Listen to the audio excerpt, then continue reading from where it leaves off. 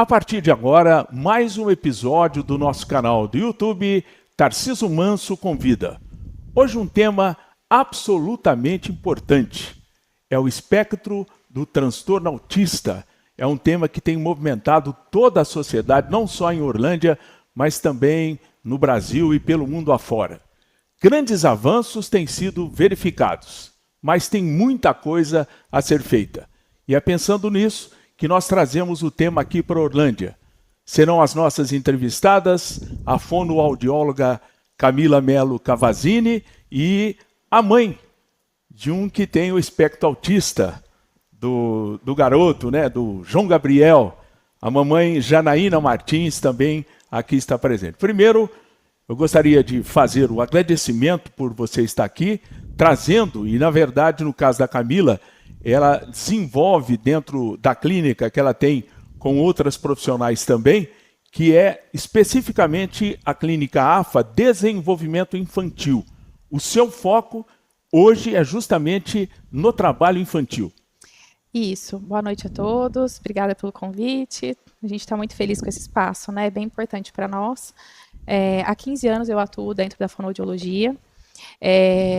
E há 5 anos a gente tem uma clínica aqui na cidade de Orlândia, a AFA.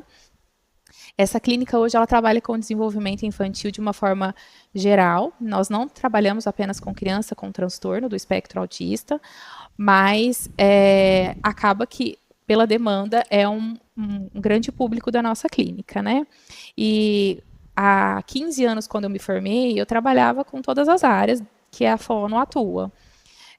Por volta aí depois de 4 anos de formada, né, a gente acabou recebendo uma demanda muito grande de crianças que estavam tendo aí um possível diagnóstico, e aí a gente começou a focar mais. Eu falo a gente porque a gente trabalhava em lugares diferentes, eu e as meninas que hoje temos a clínica, Diga, né? o nome delas.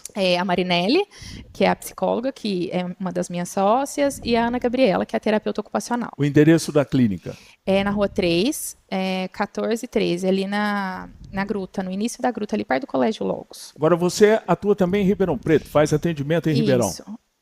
Agora, antes eu ficava 3 dias da semana lá, atualmente, por conta que eu tive uma bebezinha, né, eu retornei só 2 dias. Então, eu estou lá na quarta-feira e na sexta-feira eu fico lá na clínica, inclusive, que também é uma clínica de público infantil. Se a gente pegar um percentual de crianças, quanto dessas crianças tem a síndrome?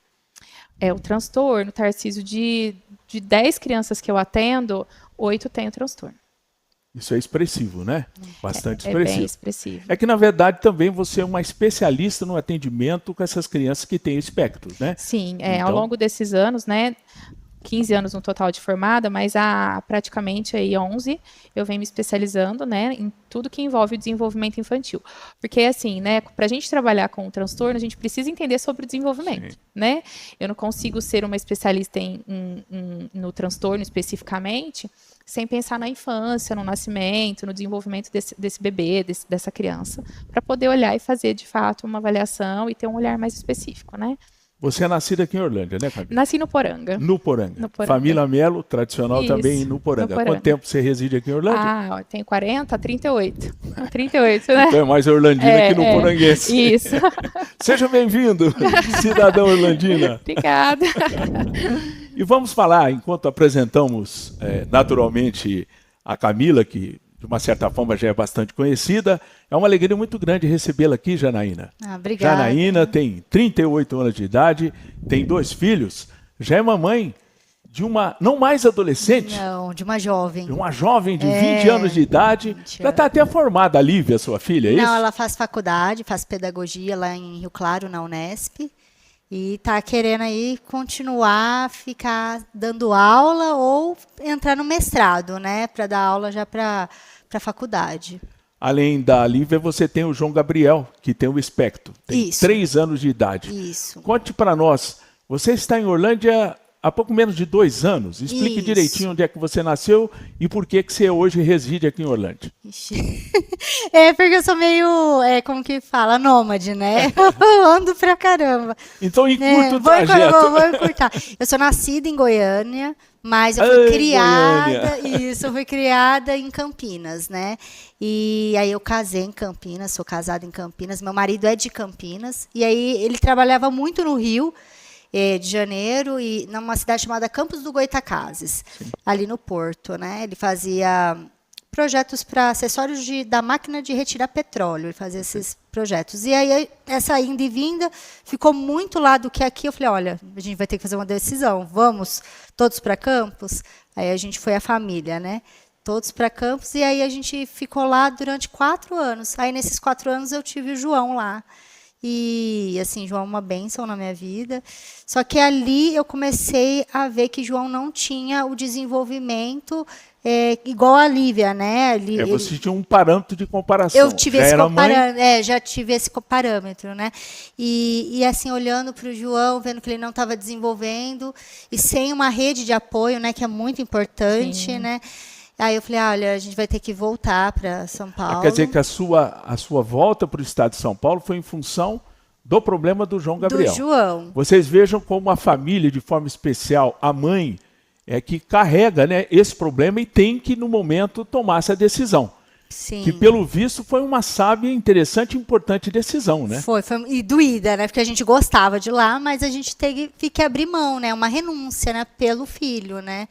Então a gente sentou e falou, olha, o João não está desenvolvendo. Eu tenho uma prima que também é terapeuta ocupacional em São Caetano do Sul. E eu comecei a ligar para ela, com a gente conversar, e ela até falava assim, Jana, vê se é uma questão de escuta, né, do João, antes de falar que é algo assim, é um autista, porque a gente vai observando isso, né? E aí a gente começa a fazer o diagnóstico antes da neuro, antes do terapeuta, né? Ela falava, não, espera um pouco, vai ver o que é. Só que a gente procurava em Campos, a gente achava muito fechado, a gente não conseguia. Aí eu falei, olha, eu acho que é melhor nós voltarmos para Campinas e acho que ali nós vamos ter um direcionamento melhor, porque a gente sabe onde andar, onde falar, com quem falar, tem família, um conversa com o outro, né, e tudo mais. Foi assim. E o seu marido hoje trabalha na Intel. Isso. Ele veio de Campinas para a Intel por questões profissionais. Como é que surgiu Orlândia na vida de vocês? Aí, quando a gente chegou em Campinas, aí ele começou a procurar emprego, mandou currículo para tudo que é lugar. Só que aí foi em Orlândia que viram o currículo dele e a Intel chamou. Ele já tinha passado pela Copper Steel, né, que é uma empresa do grupo. Que é um braço da Intel em Campinas. Lá em Campinas, mas muitos anos, foi o primeiro emprego dele. Aí, quando surgiu essa vaga, fui até eu que vi num site, falei, olha, tem a vaga lá em Orlândia, na empresa que você trabalhou. Qual cargo que ele ocupa aqui na Intel? Hoje ele é projetista. Ah, projetista. Isso. Perfeito. É o mesmo lá de Campos também que ele trabalhava? Isso, também, trabalhava com projetos. E aqui também ele trabalha com projetos. Você está em Orlândia há 1 ano e meio, João Gabriel tem 3 anos. Isso. Quando é que foi aquele momento em que você se sentiu confortável? A cidade e a Intel tem convênio médico. A partir daí, quando é que você teve a oportunidade, daqui a pouco, a Camila vai explicar, e todos nós sabemos que quanto mais cedo o transtorno é descoberto, mais fácil é a questão do tratamento. Quando é que foi, qual profissional que você procurou quando você chegou aqui em Orlândia? Eu tinha já um laudo, né, um diagnóstico da APAE lá de Campinas, eu tinha passado, eu consegui esse laudo, só que eles tinham falado que o João era transtorno global do desenvolvimento, só que ainda é aquele CID antigo, porque vai mudando os CIDs, o CID é a identificação de uma, a gente vai chamar de enfermidade, algo desse tipo. Isso. Tá certo. E aí eu já tinha, e quando a gente chegou, quando o Júlio, quer dizer, ele estava no processo de experiência, ele falou, olha, meu filho foi diagnosticado, lá na empresa, né? Foi diagnosticado e tudo mais. E eles abraçaram. A Intel em nenhum momento assim, falou alguma coisa. Bom. Eles abraçaram e falaram, não, vem, a gente vai ajudar com tudo que for preciso. Foi assim mesmo. A gente chegou aqui, já foi, a gente, como o convênio já abraçou, a gente levou o laudo e aí começamos a fazer o processo de investigação, né, que a gente fala, lá com a neuro, que eles indicam e tudo mais. Então, aí começou a fazer todo esse processo para ver o que realmente, se era realmente um transtorno global do desenvolvimento, ou se já era um espectro autista, ou se tinha outro transtorno, né? Para a gente dar uma paradinha e voltar aqui para Camila, porque nós vamos saber qual é a idade ideal para que isso aconteça. Hoje existe a expressão nível suporte ou nível de suporte, que é aquela necessidade que algumas pessoas chamam de grau. Né? Sim. No caso do João Gabriel, qual é o diagnóstico dele? Hoje ele é do espectro autista, né? Só que ele não tem um grau fechado. A doutora, quando fez a avaliação dele, durante 1 ano, porque eles ficam 1 ano avaliando, vendo o que está acontecendo, é uma pesquisa dentro de casa, na escola, com as terapeutas. Ela não fechou porque o João ainda é pequeno e ela fala assim que o João tem chances de desenvolver muito mais. Então, ela quer esperar até uns 5, 6 anos para fechar o grau.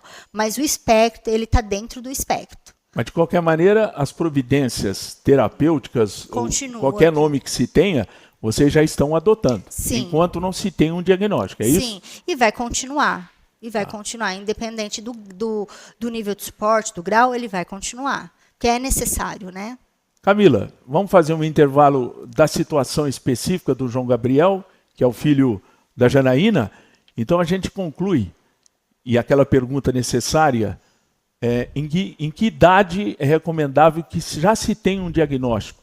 Acho que o importante também é a observação tanto do pediatra ou da pediatra e da mãe, né? Porque são a mãe e o pai, e o pediatra é o profissional que tem mais um contato logo no começo da vida da criança. É assim que funciona, Camila? Sim, na verdade, a gente sabe que quando a criança nasce, a gente já consegue, pelo histórico familiar mesmo, saber se é uma criança de risco. Então, assim, como foi aquela gestação, se é uma criança, uma mãe, né, que teve sobrepeso, se teve depressão durante a gestação, precisou fazer uso de algumas medicações ali, que determinam um risco para o nascimento, né? Essa criança nasceu baixo peso, como foi esse parto, né? A gente já fica de sobreaviso. Mas ainda seria o melhor dos mundos isso ser levado em consideração já logo no começo. Mas a gente que trabalha com isso sabe que na hora que a gente vai encontrar essa família, a primeira vez que ela chega, a gente investiga muito sobre isso, porque a gente sabe que ali já tem bastante informação pra gente, né? A gente pensa no desenvolvimento e quando a gente olha para uma criança, a gente tem que olhar ela no conjunto, né? A gente vai olhar a parte motora, a gente vai olhar a parte de socialização, de comunicação, a parte cognitiva. E por volta dos 6, 7 meses, a gente já tem sinais. Às vezes a gente olha e fala, nossa, é só um bebê, mas esse bebê está em desenvolvimento. E como está esse desenvolvimento, né? Tem os marcos, e os marcos a gente precisa respeitar. Aquela história de que cada criança tem seu tempo, é uma coisa que ainda é falado dessa forma, tem aquela janela. Tem uma janela do desenvolvimento, né? A gente sabe que a criança pode começar a andar com... Já ouvi relatos de mães que crianças começam a andar com 7 meses, por exemplo, 8. Mas também tem aquela criança que vai andar com 1 ano e 3, 1 ano e 4. Essa janela existe, mas uma criança que aos 2 anos não anda, ela tem um sinal bem importante ali, né? E é a mesma coisa da fala, da comunicação. O que acontece? De modo geral, o pediatra deve ser o primeiro vínculo com a família ali desse direcionamento. Mas muitas vezes a gente tem esse relato da família, eu sinalizei, o pediatra falou que era esperado, que era para esperar, e ainda não é a nossa realidade, embora deveria, né? Mas a gente ainda não tem esse olhar tão específico. Mas já melhorou muito, porque as crianças chegavam para a gente por volta dos 4, 5 anos. Hoje, elas estão chegando por 1 ano e meio, 2. Então, assim, eu considero uma vitória, né? Quando eu comecei a trabalhar com isso, eu pegava criança nessa faixa etária, de 4, 5. Hoje, já teve crianças que chegaram para mim com 1 aninho de idade, né? Então, a gente tem aí uma evolução e a gente precisa aí olhar de uma forma positiva para isso, né? E a gente sabe que nem sempre enfrentar essa realidade é fácil. As pessoas, muitas vezes, acabam se escondendo no problema, né? A gente não vai criticar ninguém, porque talvez eu próprio fizesse isso também. No teu caso, Janaína, você acabou de confessar momentos atrás de que você percebia que o João Gabriel era um pouco diferente no comportamento da própria Lívia, a sua filha. Hoje, com 20 anos, ele tem 3. Isso foi visível para você. Você teve essa sensibilidade de cair a ficha e dizer, meu filho tem algum problema e eu preciso correr atrás. É isso que você fez? Foi isso. Eu encaro os desafios de frente.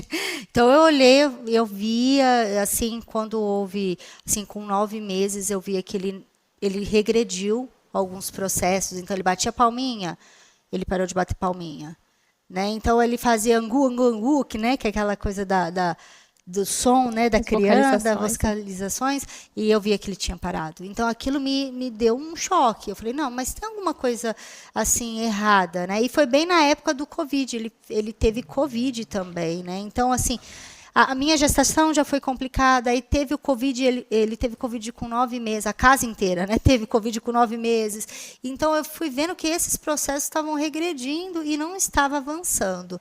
E teve um fato muito, assim, impactante para mim, foi o dia que eu procurei ele pelo apartamento inteiro lá em Campos, gritando, João, João, e não teve nada, nenhum som. Ele não reagiu? Não reagiu. E aí eu lembro que eu procurei no corredor, porque eu morrendo de medo, porque eu deixei a porta aberta, falei, gente, será que aconteceu alguma coisa com meu filho?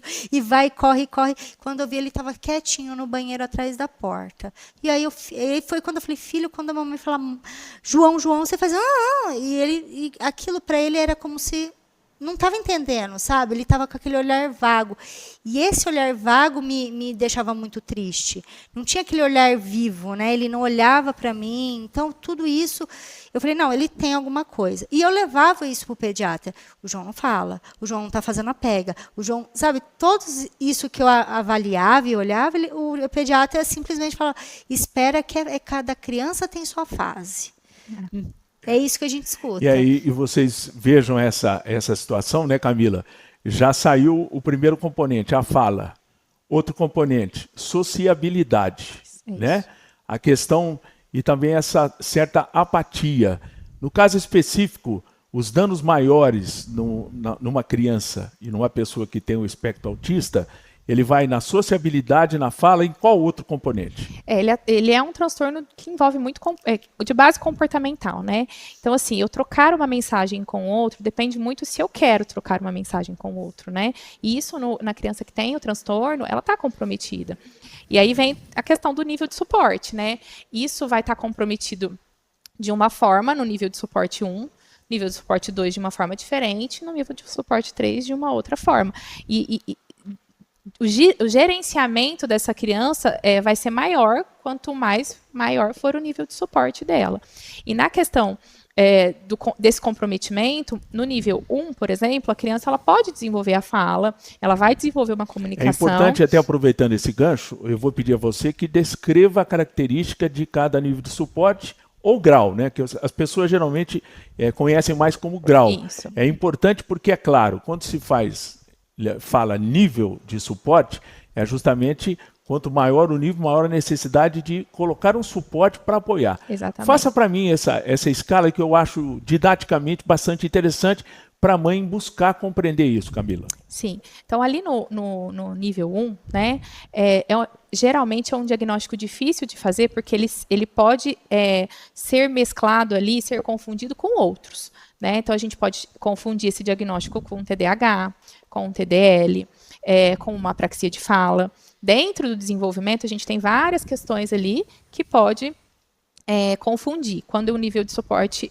quando for o 1, né? Porque esse nível de suporte, entre aspas, tá? Ele é mais leve. Não quer dizer que ele não precisa de um olhar.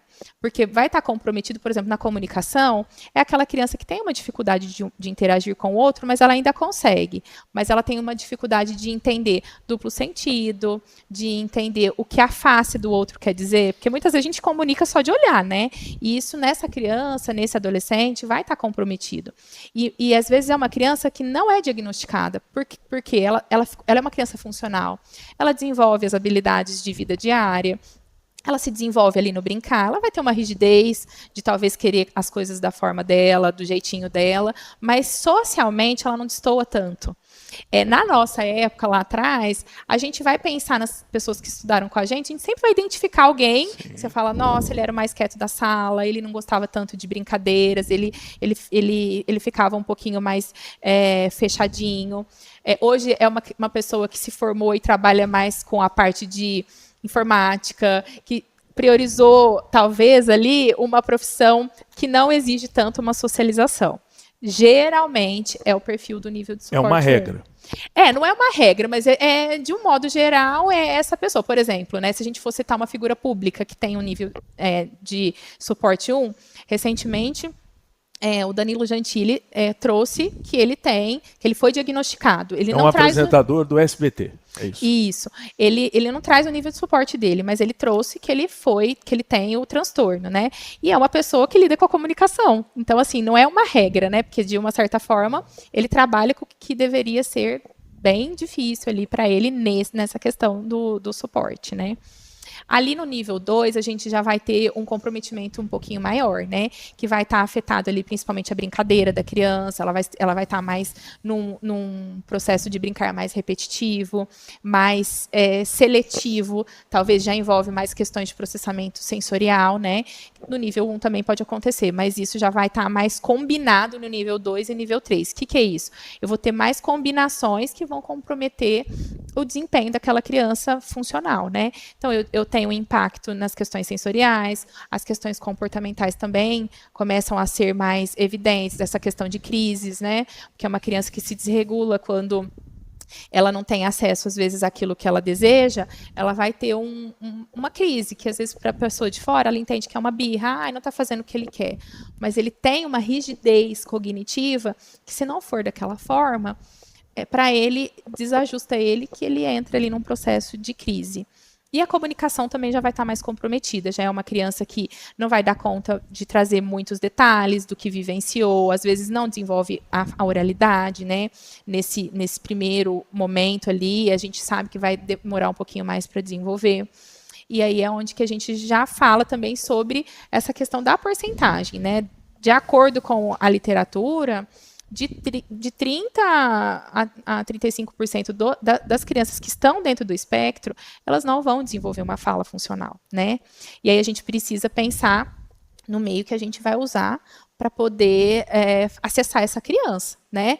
Porque a gente, socialmente, o que todo mundo espera de uma criança é a fala, mas a gente não pode deixar de darmos alternativas, né? Qual seria? Então, hoje, né, a gente tem falado muito sobre a comunicação aumentativa alternativa. São sistemas que existem aí, que a gente pode usar com pranchas de papel, né, livros, e também aplicativos, que vão mediar essa comunicação. Mas a gente também tem outras formas, que é a escrita, né, que são gestos. Então, tudo que traz comunicação, que eu estou entendendo o que o outro está querendo me trazer como mensagem, eu preciso validar. Porque é a forma que aquela criança consegue me trazer, né? Eu não posso exigir o que eu quero, preciso entender o que ela dá conta. Até porque se resolve o problema dele de maneira mesmo que indireta, faz com que ele não se sinta também excluído. Isso ajuda o processo até da recuperação dele. E da parte comportamental. Do próprio comportamento a gente acaba diminuindo comportamentos inadequados quando a gente tem uma comunicação que funciona, né? Isso ajuda bastante. E no nível de suporte 3, é quando a gente tem comorbidades. Então, uma deficiência intelectual, a questão da deficiência intelectual. Inclusive, hoje eu estava vendo um relato de um dos neuropediatras que eu acompanho, ele trazendo sobre isso, né? Sobre, por que o nível 3 não desenvolve fala? Na grande maioria das vezes, é porque ele tem uma deficiência intelectual. Ele não é porque ele é autista, é porque ele tem questões que acompanham o espectro junto com ele, aí vai dificultando cada vez mais esse desenvolvimento, deixando cada vez mais ele precisando de mais suporte. Então, na verdade, o que se faz é uma criança que esteja no nível, transferir para um nível mais baixo. Seria o resultado que se pretende nesses tratamentos, né? Isso, essa porque visão. Assim, um diagnóstico adequado, né, de autismo, a criança não sai do espectro uma vez que ela foi diagnosticada corretamente, porque também é um relato meu clínico de crianças que têm o diagnóstico, mas não são autistas, tá? Então, a gente tem aí uma grande porcentagem de crianças... O que seria isso? Ela tem, entre aspas, sintomas, mas na prática ele não é? É que assim, a gente tem vários transtornos do desenvolvimento e eles carregam muitas vezes as mesmas características. Aí Por isso que eu falo, né? A gente precisa ter o conhecimento do desenvolvimento infantil para entender aonde aquela dificuldade da criança entra, em qual desses nomes ela entra. E aí hoje, o que eu vejo, né? O transtorno do espectro do autismo, ele ganhou uma visibilidade importante, mas, ao mesmo tempo, eu vejo que as pessoas estudam muito sobre autismo e não estudam sobre o desenvolvimento infantil, né? E é onde que eu vejo muitos diagnósticos, e já cheguei a discutir com os médicos, já cheguei a conversar. Mas é isso, né? A família já está dentro daquilo, é difícil a gente mexer numa coisa que já foi falado, mas acontece. Então, aí a gente pensa que, quando esse diagnóstico ele vem muitas vezes de uma forma errada, a gente não tem a terapia que a criança precisa, porque nem todo mundo precisa da mesma terapia, né? E aí acaba que fica naquele esquema mais enrolado, né? Vai fazendo a terapia, mas a evolução não vem tão bem. Por quê? Porque a criança não está recebendo o tratamento que ela precisa, entendeu? Agora, Janaína, foi feito um relato dessas questões de nível de suporte, no seu caso particular, com o seu filho João Gabriel. Como é que foi aquele momento em que foi informado a você que seu filho pertencia a esse espectro? Você, que já tinha indícios de que isso era possível, de uma certa forma você já estava preparada para isso? Eu acho assim, eu estava, mas ao mesmo tempo bateu, né? Bate, porque a gente ainda tem aquela ponta de esperança que não, é só um transtorno global do desenvolvimento, ele vai evoluir, não é nada disso. A gente ainda tem isso como mãe. A gente espera que não vai ter, não vai ser dentro do espectro, não vai ser autista. Então, eu esperava, mas ao mesmo tempo tinha pontinha de esperança, entendeu? Agora, e a gente sabe, né? Claro que o pai tem o papel muitas vezes de provedor, e a gente percebe que você chegou a abrir mão do seu lado profissional. Sim. Para se dedicar ao João. É isso? Sim, na verdade eu já tinha abri já mão já antes com a Lívia, né? E com essas viagens, né? Que aí quando o Júlio foi, mas eu já tinha o plano de, assim, daqui 2 anos o João vai estar grande e eu vou voltar ao mercado de trabalho. E não foi isso que aconteceu. Mudou meus planos, né? Eu falo que Deus mudou meus planos, que aí eu tive realmente falar assim, não, agora eu sou totalmente do João e dessa evolução do João. Então, acabei me anulando os meus planos, a minha vontade para cuidar do João, né? E dar esse suporte em casa, né? E penso também que é de suma importância a compreensão do pai, né? Até para que a relação entre marido e mulher não seja afetada. Que ele tenha também a consciência. Sim, muito importante. Que, vamos falar uma palavra forte, se tem um fardo no bom sentido, né? Uma situação nova para enfrentar, acho que isso tem que ser compartilhado, né? Sim. Porque tem que ser companheiro em qualquer momento. E isso é importante que se tenha uma conscientização, né? A gente sabe exemplos tristes de pais que muitas vezes, principalmente aquele que não tem um comprometimento, né, acaba abandonando um filho ao saber que ele pertence ao espectro ou que tem algum outro tipo de problema, né? Isso é muito importante, esse trabalho de conscientização dos pais. Você percebe nessa sua conversa com outras mães que esse tipo de parceria dos maridos tem sido importante e é um fato concreto? Como a gente tem um grupo de mães, né? A gente conversa muito e a gente vê que quando o pai ele é presente, tudo muda, né? O suporte para a mãe ter aquele tempo do respirar. Então, vale a pena assim, o pai se dedicar, assim, ter um dia pela criança, entender a questão do autismo, estar junto com a mãe nessa, né? E quando o pai já abandona o lar, já tem uma questão, a mulher já se sente ali uma culpa, já, sabe, fica puxado para a mulher, para a mãe, né? Porque a demanda é para a mãe. É a mãe que vai na terapia, a mãe que faz tudo, a mãe que deixa o lar ali cuidando, leva para a escola, faz essas devolutivas, né? Porque quando a fono, quando a TO, quando as terapeutas vem com uma devolutiva, né? De cada sessão, é essa mãe que leva para a escola. Então, essa mãe é ponte. Então, já é cansativo. Se não tem um pai ali dando um apoio para essa mãe, muito mais cansativo, vai adoecer, né? Adoece. Então, a gente vê muitas mães são realmente abandonadas, infelizmente, ou quando o pai é ausente mesmo no lar. que não quer entender que o filho ele tem ali o transtorno, não quer aceitar. Eu acho que a questão aí tem que ser a aceitação do pai quanto da mãe, mas mais do pai. Porque a mãe ainda ela aceita mais, né? A Camila pode até também citar um pouco disso. Eles aceitam, a mãe aceita mais, porque a mãe está nessa rotina. Agora, o pai, como ele sai de casa para trabalhar, para ele é mais difícil até a aceitação. Né? No meu caso, assim, graças a Deus, Júlio sempre aceitou quando eu falei, não, nós vamos voltar, o João está assim.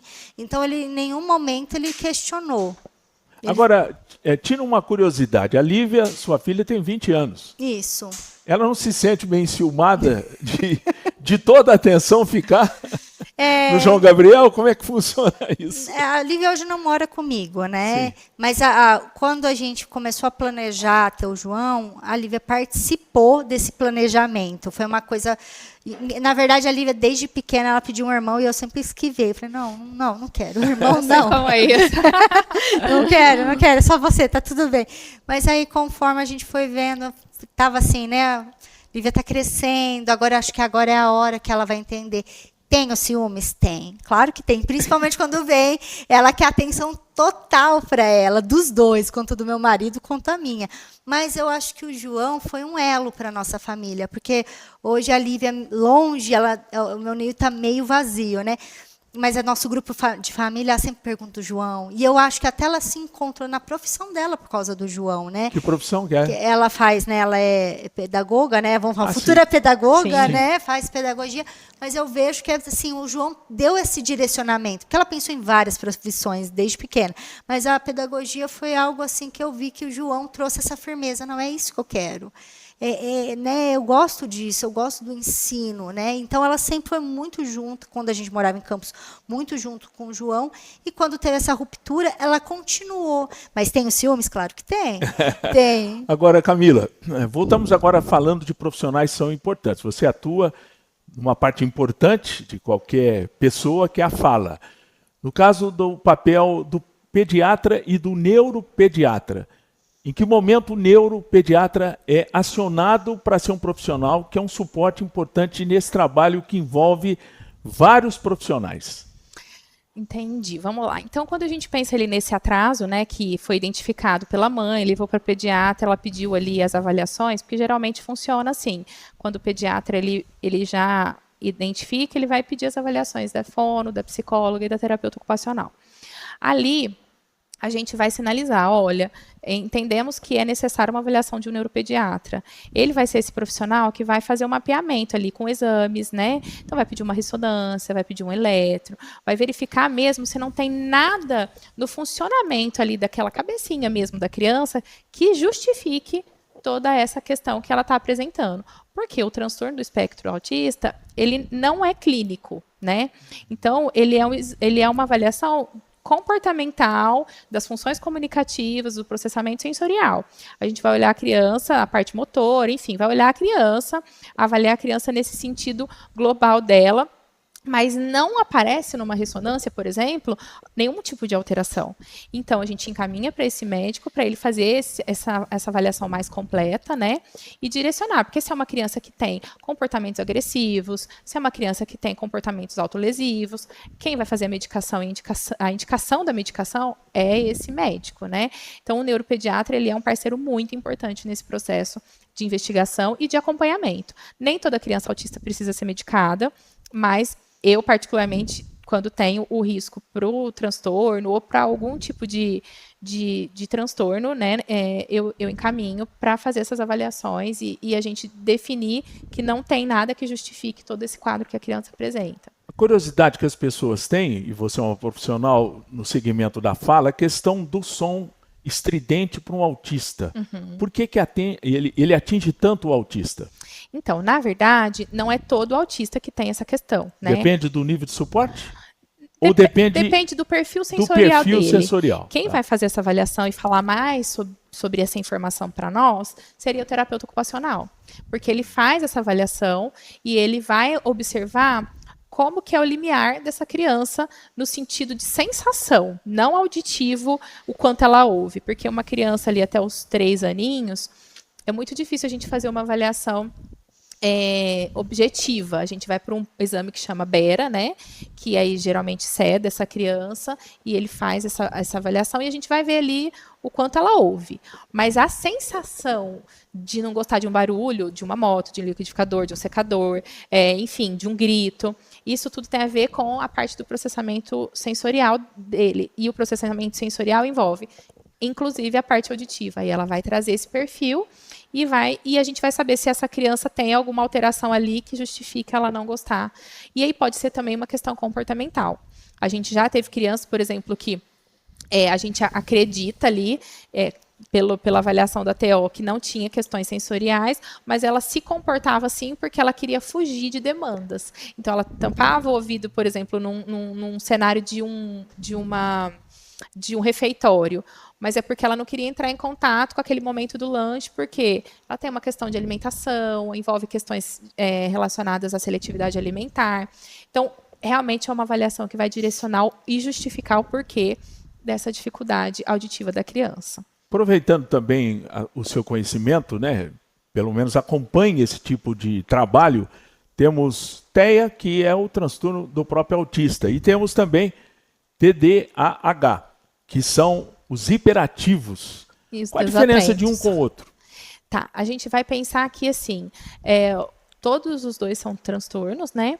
No autismo, a gente vai ter um comprometimento importante na comunicação social, que geralmente no TDAH isso não aparece. Então, a gente pode ter uma criança autista que tem o transtorno do déficit de atenção e hiperatividade, mas nem toda criança que tem o transtorno do TDAH, né, ele é autista. Essa diferença, às vezes, confunde bastante, mas a gente vai ser norteado pela avaliação. O que precisa estar comprometido é essa interação com o outro. Isso vai ser um grande divisor de águas na hora de fechar esse diagnóstico, porque um hiperativo, um desatento, não vai ter dificuldade de se aproximar dos pares e de socializar. Isso não está comprometido no transtorno. E essa questão do hiperfoco, aquela criança que muitas vezes foca num assunto só e tem dificuldade de fluir nos outros. Ele está dentro do campo do hiperativo ou do próprio autista? Então, o hiperfoco ele está presente aí nos dois, só que são de formas diferentes desse olhar, né? Geralmente o hiperfoco no autismo ele está ligado a temas específicos. Então, é aquela criança que gosta muito de números, que gosta muito de letras, que gosta muito de dinossauros, que gosta muito de cores. Ela tem um tema que ele acompanha ela ao longo tempo e é muito, muito focado. No TDAH, né, a gente vai ter um hiperfoco voltado mesmo para uma questão relacionada a um prazer. Então, assim, hoje eu vou montar meu Lego. A criança fica 3 horas lá montando Lego, ela fica com a atenção ali, ela se envolve naquela brincadeira. Amanhã, ela está lá brincando com os carrinhos dela e ela vai montar uma pista e ela vai ficar 3 horas naquela pista. Ela vira a página. Ela vira a página. Ela não tem um tema específico como hiperfoco. Ela tem uma atenção para aquilo que está gerando um prazer nela naquele momento. Mas não é ali igual no TEA, que essa criança ela tem essa necessidade até para uma autorregulação mesmo, para regular o humor dela muitas vezes. Agora, no seu caso específico, no aspecto profissional, você atua na questão da fala. Quais são as ferramentas mais atuais para que essa fala, de uma certa forma, aconteça para quem tem o transtorno? Então, Tarcísio, assim, na verdade, dentro da fonoaudiologia, a gente vai trabalhar com a linguagem, né? E a linguagem, ela envolve aí a forma como eu vou levar o meu conteúdo para o outro. Mas eu preciso ter um conteúdo, né? Então, se eu não tenho como falar com essa pessoa, porque eu não sei sobre o que eu vou falar, eu trabalho essa parte também de trazer os conceitos, né? De trazer conhecimento de mundo mesmo para aquela criança. E trabalho como ela vai levar isso, seja pela fala, seja pelo gesto, seja pela comunicação alternativa. Na fala, a gente pode ter crianças que têm dificuldade de falar pela interação, que está comprometido ali no espectro, e também por uma questão motora. Muitas vezes aí temos a apraxia de fala na infância, que é uma questão que envolve uma dificuldade mesmo de movimento e de formar a palavrinha que eu quero levar. Então aí a gente tem ali modelos de intervenção, que é o prompt, o DTTC, o REST, são modelos que trabalham a fala, e aí a gente vai nós vamos, né, lançar ali mão dessas ferramentas e ver dentro daquele perfil o que a criança vai se identificar melhor para o tratamento dela. Quando a gente identifica que isso não é o problema, que está mesmo voltado para a dificuldade de levar a mensagem, mas que não chega nem a ser um comprometimento motor, a gente vai para a comunicação alternativa, que são os aplicativos, os livros, né, impressos e as pranchinhas soltas, que a gente vai mediar isso através desses sistemas para mediar essa comunicação da criança. Como que eu vou definir isso, né? Eu preciso entender qual é o perfil daquela criança, o que ela consegue comunicar, como ela comunica, e aí eu vou definir se aquela criança é uma criança candidata para um livro ou para um sistema. E aí a gente vai nortear. Ainda é algo muito novo, embora seja antigo, mas para a sociedade isso ainda é muito novo. O ano passado nós fizemos uma campanha na clínica, em outubro, que é o mês da conscientização da comunicação aumentativa alternativa. Eu tenho aí sonhos, como a caminhada foi um sonho, agora eu também tenho planos aí para trabalhar um pouquinho mais dessa visibilidade mesmo da comunicação alternativa nas praças públicas, né, nos espaços públicos, trazer sobre essa alternativa para a sociedade entender que não é algo tão novo assim, né? Que é algo que todo mundo precisa entender, todo mundo precisa fazer uso, porque muitas vezes a criança precisa comunicar e ela não consegue chegar até mim, e eu preciso dar uma alternativa para ela, né? Muito bem, agora essa parte final do programa, vamos conversar bastante contigo agora, Janaína. Primeira questão da inclusão. É claro que cabe a todos nós, sociedade, poder público, de que nós possamos permitir sim a inclusão. No caso específico do seu filho João Gabriel, ele hoje tem essa possibilidade de estar incluído no sistema educacional da cidade? Qual a sua visão? O João, ele tem sim, ele está incluído, a gente conseguiu fazer essa inclusão, eu procurei uma escola que fizesse essa inclusão, né? Mas, assim, vamos falar, eu não vou nem falar sorte, porque eu acho que não é por aí que as coisas são, né? Eu vejo que a maioria ainda tem essa dificuldade de ter essa criança incluída no sistema educacional, ou essa mãe está tendo dificuldade de fazer essa ponte com os professores. Ainda vejo uma dificuldade de metodologia mesmo, né? Que as escolas estão ainda com algumas metodologias defasadas e que precisa fazer essa inclusão, mas muitas vezes a própria escola não libera a entrada até do próprio terapeuta, da mãe para entender, para levar para o terapeuta, né? Então é um pouco abafado, sabe? É importante, né? Independente de qualquer coisa, de que o poder público dê todo o apoio. Sim. Não basta fazer uma caminhada bonita como aquela que eu pude vivenciar e perceber, mas também tomar atitudes, todos, não só o poder público não, a sociedade como um todo. A sociedade. A sociedade, a empresa, por exemplo, que tem um convênio médico, tem que permitir, né, que o seu funcionário, para o seu filho, se utilize. Sim. Né? Não fica esperando também só o poder público, não, tem que ser todos, né? A sociedade como um todo, os grupos, essas entidades são importantes para a nossa cidade. Eu acho que esse fato é muito importante. A gente tem que jogar essa questão, esse desafio na mão de todos nós. Sim, e as próprias mães estarem ali junto com as escolas, porque você fala assim, a culpa é da escola, eu também não aceito essa fala, eu, Janaína, não aceito. Eu falo assim, porque a escola tem... Não, a escola tem que andar em conjunto com os pais, mas os pais têm que ir para a escola e levar as demandas e fazer essa troca, você entendeu? Essa troca de, olha, está acontecendo isso com o meu filho, a escola está percebendo isso, o que a gente pode fazer? Vamos ver com a terapeuta. Então, é um conjunto, sabe? É uma linha que todos têm que se ajudar, tem que ter essa comunicação. Então, eu acho que precisa, as mães também, os pais em geral, né, tem que ir lá na escola e conversar. Viu alguma situação? Vamos conversar, vamos trazer, vamos se ajudar para o melhor para essa criança, para que ela tenha essa inclusão e aí ela começar a fazer parte daquele meio, e ela sentir que faz parte daquele meio. Né? Inclusive, com esse pensamento, foi criado um grupo, e a gente vai falar do grupo de vocês, Mães Atípicas que Oram. virou mão, né? Não, Mães atípicas que oram. Isso. São as mães orar para o evangélico, rezar normalmente para o católico. O importante é ter a fé. Isso. A fé cristã, a fé num ser que possa nos ajudar. E transcendente. Me explica de onde nasceu essa ideia desse grupo de vocês, das mamães. Assim, eu falo que as mães, né, as mães atípicas que oram, acho que nasceu num quarto, com a porta fechada, orando. Porque eu cheguei aqui sozinha, eu e meu marido, né, e eu ali orando, falando, Senhor, o que eu faço? Eu estou com essa situação na minha casa, não sei o que fazer, me coloca pessoas, né? Eu preciso aprender, eu preciso caminhar, eu estou numa cidade nova, eu preciso estar junto com essas pessoas e também caminhar com mães que passam essa dificuldade. Agora, vocês criaram primeiro um grupo, vocês têm inclusive um Instagram. Isso. É o @mão Orlândia. Mão. Tá? M-A-O, porque não dá em rede social, mão é mal, né? Maô, né? Maô, isso é importante.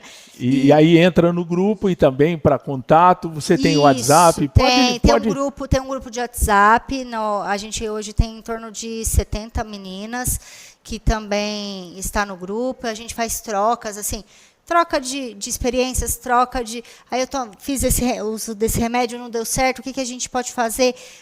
Troca de pedidos mesmo. Eu estou precisando dessa ajuda. Tem como você fazer uma visita? Até assim, vamos fazer um lanche, sabe? De ter essa comunicação entre as mãos. Eu acho isso importante, porque além de representar uma ajuda recíproca, eu acho que é um momento também de, não digo ter consolo, mas faz bem esse tipo de convívio, né? Com certeza. A troca de experiência, as coisas que foram bem sucedidas. Acho que isso tem um papel didaticamente, pedagogicamente muito importante, com certeza. Sim, e eu vejo assim que como que é o bom você caminhar junto, né? Você está assim com aquela mãe que tem a mesma demanda, você não se sente sozinho. E é assim que eu me sentia quando eu cheguei, e foi assim que Deus começou. Eu naquela sala ali esperando, né? Na sala de espera esperando o João fazer o tratamento, as mães, aquela coisa cansada, eu falava, gente, precisa ter alguma coisa. A gente precisa se movimentar, precisa ter um grupo de mães. Mas eu fiquei na minha porque eu sou de fora, né? Eu falei, gente, eu não vou ficar na minha. Só que algumas mães a gente começou a fazer amizades, né? Que aí eu falo muito e a gente troca experiência. E aí as mães começaram a me procurar. E foi aí que, nessa caminhada, eu conheci a pastora Luciana, que hoje anda comigo. E aí a gente começou a falar, não, vamos ter um grupo de mães? Vamos ajudar essas mães, vamos levar, assim, até a comunicação alternativa. A gente fala, olha, seu filho não está comunicando, vamos fazer uma prancha para falar sobre a comunicação alternativa. Meu filho está com dificuldade de atividade física, vamos ver se tem aqui na cidade, o que pode ser feito. Então, é essa comunicação e de falar assim, olha, você não está sozinha. Com certeza. Tem um Deus acima de você, tem pessoas que te amam, e aqui é um lugar de acolhimento e é um lugar seguro. Você pode falar o que você quiser aqui. Então, a gente deixa à vontade, que tem dia que elas estão chateadas com alguma coisa, com alguma experiência que passa, até da própria ou segregação da criança, ou com dores em relação à criança que passou um preconceito, sabe? Então, ali o grupo é para isso mesmo, é para se fortalecer. E falar, você não está sozinha, você está junto, tem uma que já passou. Às vezes, a experiência daquela que passou lá atrás ajuda essa que está passando agora e falar, olha, eu passei por isso, mas olha para frente, vai dar tudo certo. Então, isso é o mais importante. Muito bem. Nós estamos no final do programa. Eu vou deixar um tempinho para cada uma dar a sua mensagem. Primeiro, você, Camila, como profissional, fica à vontade no nosso canal do YouTube, olhando para aquela câmera, para dar um recado especial para as mamães e os papais que têm em suas casas esse tipo de problema, a forma mais tranquila de se enfrentar. Eu acredito que a gente precisa ter aí a família unida, né? Quanto a gente conseguir se ajudar emocionalmente. Não é um momento fácil quando você descobre um diagnóstico, mas o mais importante é a gente encarar de frente, né? Se cuidar da criança, ir atrás do que precisa o mais cedo possível, porque tudo que a gente começa mais cedo, aquele cérebro, né, aquela criança, ela vai responder melhor. Então, negar, né, aquele momento, negar o diagnóstico não vai ajudar em nada. Embora a gente sabe que tem a fase do luto, né, e a gente precisa respeitar isso também. Mas o meu recado é esse: intervenção precoce é o caminho. Janaína, mamãe do João Gabriel, dê o seu recado, a sua mensagem final. Prazer também recebê-la aqui no nosso canal do YouTube, Tarcísio Manso Convida. Obrigada, eu que agradeço, né, a oportunidade. E eu queria falar para todos os pais, mães, que seu filho é muito especial, que ele é propósito de Deus na sua vida. Às vezes você não entende, né? Eu também não entendi. Planejei João, mas eu sei que Deus enviou João da forma que ele tinha que ser. E ele é meu filho amado, ele não é um laudo, ele é um filho amado. Então, seu filho também, ele é amado. E é isso. Tá certo, pessoal? Foi uma mensagem realmente que emociona a todos nós, é um desafio dos tempos atuais e a gente mais do que nunca tem que se unir. Nós temos que nos unir para que nós possamos resolver essa situação. Tenho certeza que você que não é pai de uma criança com o transtorno, mas você sabe da dificuldade que isso representa na vida das pessoas. Estamos finalizando esse episódio do nosso canal do YouTube, Tarcísio Manso Convida.